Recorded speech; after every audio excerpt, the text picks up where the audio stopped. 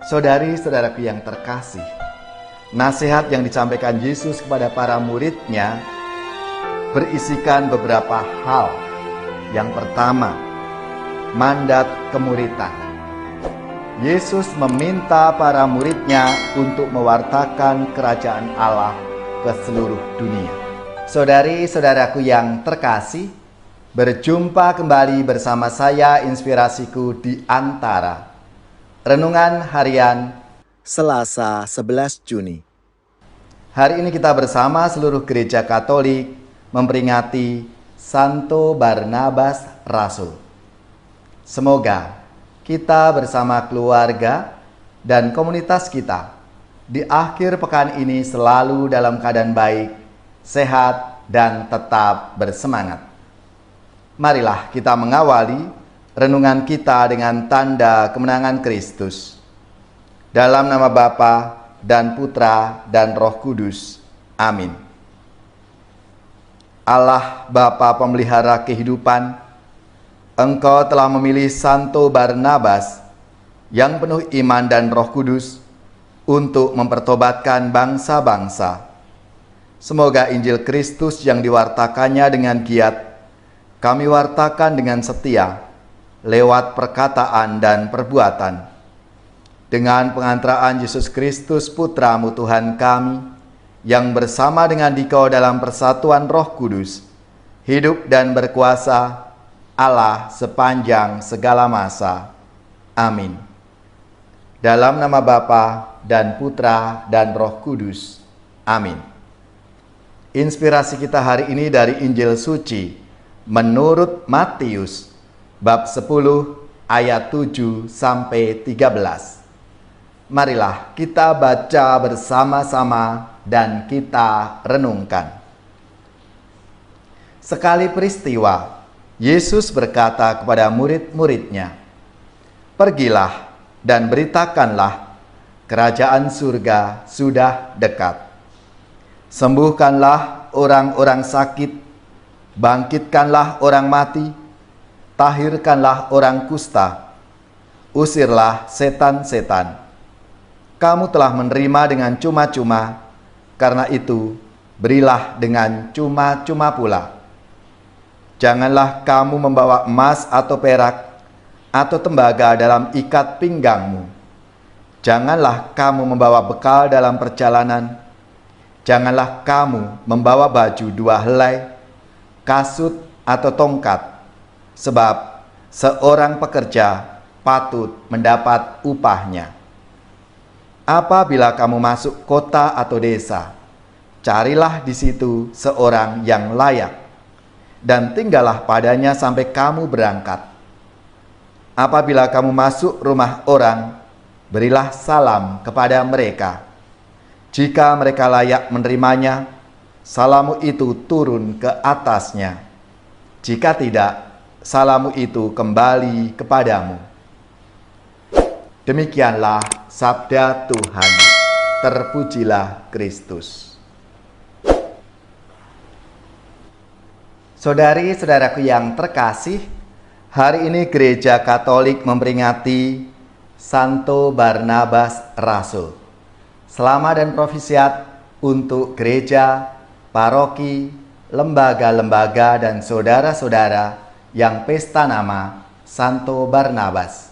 Semoga semangatnya memberi inspirasi dalam hidup dan karya pelayanan kita semua. Barnabas nama sebenarnya adalah Yusuf. Namun oleh para rasul ia dipanggil Barnabas yang artinya anak penghiburan. Ia banyak melakukan pelayanan bersama Paulus yang saat itu lebih dikenal dengan nama Saulus. Dalam Kisah Para Rasul, kita mengenal Barnabas sebagai rasul yang baik hati, bijaksana, murah hati, dan penuh iman. Dia adalah orang pertama yang berani menanggapi pewartaan para rasul dan menyerahkan seluruh hartanya bagi gereja. Barnabaslah yang menolong Paulus ketika Paulus kurang diterima oleh kalangan murid-murid di Yerusalem. Barnabas jugalah yang menjemput Paulus tatkala Paulus dipulangkan oleh murid-murid Tuhan di Tarsus, kampung halamannya. Karena Barnabas, Paulus diterima dalam jemaat Kristiani khususnya di Antiokhia. Dan pada saatnya Paulus akan menjadi rasul yang besar, yakni rasul dan guru segala bangsa. Teladan hidup Barnabas menjadi model bagi kita dalam mengikuti jejak Yesus Kristus, sehingga kita semakin dekat dengan Allah dan semakin banyak orang sampai pada pengalaman perjumpaan dengan Allah itu. Saudari-saudaraku yang terkasih, nasihat yang disampaikan Yesus kepada para muridnya berisikan beberapa hal. Yang pertama, mandat kemuritan. Yesus meminta para muridnya untuk mewartakan kerajaan Allah ke seluruh dunia. Mandat ini adalah konsekuensi sebagai orang pilihan Allah. Dan mandat ini hendaknya tidak dianggap sebagai beban perintah yang harus ditaati, tetapi harus dilihat dalam kerangka penerusan rahmat dari kelompok murid Yesus kepada dunia. Penyembuhan orang sakit, pengusiran setan, membangkitkan orang mati adalah pelbagai karisma yang dimiliki oleh murid-murid Yesus karena keterlibatannya di dalam kuasa Allah sendiri. Lalu yang kedua, wejangan etis. Pelbagai macam larangan ditemukan di dalam perikop ini yang tujuannya agar para murid senantiasa menjaga titik fokus di dalam karya pelayanannya. Emas, perak, tembaga, bekal, kasut, dan tongkat adalah pelbagai sarana yang memungkinkan karya pelayanan itu dapat berlangsung dengan baik dan optimal. Seorang murid hendaknya tidak terjebak pada usaha untuk memenuhi sarana pewartaan dan akhirnya lupa pada hakikat pewartaan itu sendiri, yaitu kerajaan Allah. Maka Yesus mengingatkan para muridnya supaya tetap mengandalkan Allah dalam hidup mereka, dalam tugas perutusan mereka, bahwa apa yang mereka miliki itu adalah sarana. Maka Yesus menyarankan agar itu semua tidak menjadi yang utama. Yang utama adalah mewartakan keselamatan, mewartakan kabar sukacita bahwa kerajaan Allah sudah dekat. Maka marilah kita mohon rahmat Tuhan supaya kita diberi kekuatan dalam menjalankan tugas perutusannya. Tuhan Yesus, kuatkanlah kami untuk selalu giat mewartakan kabar gembira kepada semua orang yang kami jumpai dalam hidup kami setiap hari.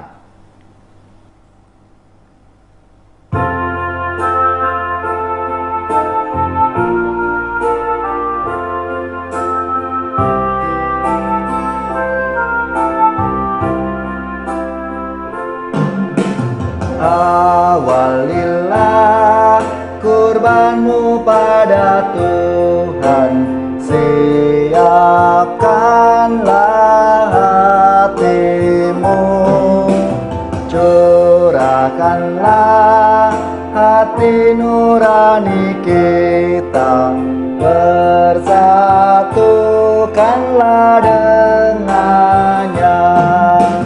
Mohon kuat dalam percaya, besarkan pengharapanmu.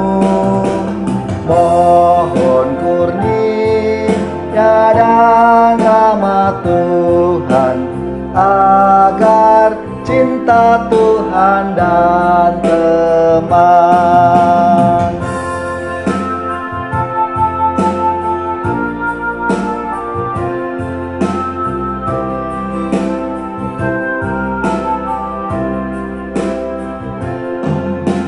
Awalilah kurbanmu pada Tuhan, siapkanlah hatimu, curahkanlah hati nurani kita, bersatukanlah dengannya. Mohon kuat dalam percaya, besarkan pengharapanmu. Mohon kurnia dan rahmat Tuhan, agar cinta Tuhan dan teman.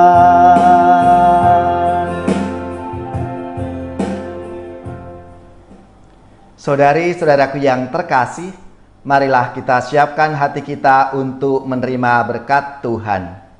Semoga saudara-saudari sekalian, keluarga-keluarga dan komunitas kita, orang-orang yang kita doakan, mereka yang sakit, yang menderita, seluruh tugas, belajar, pekerjaan, usaha, serta karya pelayanan kita dibimbing, dilindungi dan diberkati oleh Allah yang Maha Kuasa, Bapa dan Putra dan Roh Kudus. Amin.